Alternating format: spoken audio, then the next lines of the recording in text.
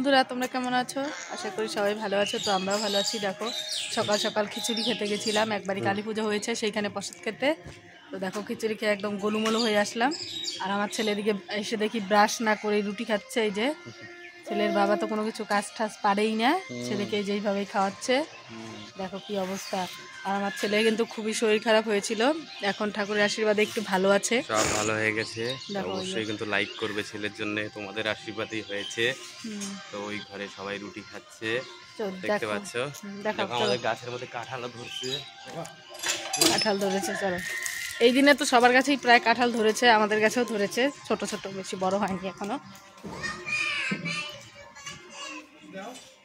এই দেখো, এঁচড়, এইটা এঁচড় কাঁঠাল। তো আমাদের এখন অসুস করেছে, তাই এটা খাওয়া যাবে না, এটা খেতে অনেক পেঁয়াজ রসুন লাগবে। তো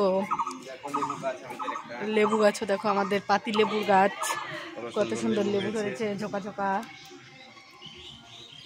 দেখো, তো অবশ্যই কিন্তু লাইক করবে, তোমাদের বাড়িতে কিরকম একবারে আছে 3 অবশ্যই ঝোঁকা। কমেন্ট করবে। দেখো নাও। তো দেখো, বাবা এই জায়গায় খাচ্ছে, কি যে। তো দেখো, আমাদের গ্রামের এদিকে এইখানে টোটো রাখা হয়। তো এখানে দেখতে পাচ্ছ আমাদের বাড়িতে কত গাছগাছালি না। হুম, দেখো মা রুটি বানাচ্ছে।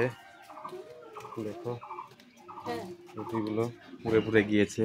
দেখো পোড়া রুটি, দেখো আগের মধ্যে ভাজা হচ্ছে। শেখা রুটি তো নাই, পোড়া রুটি। পোড়া রুটি খাইছিস? খাইছে।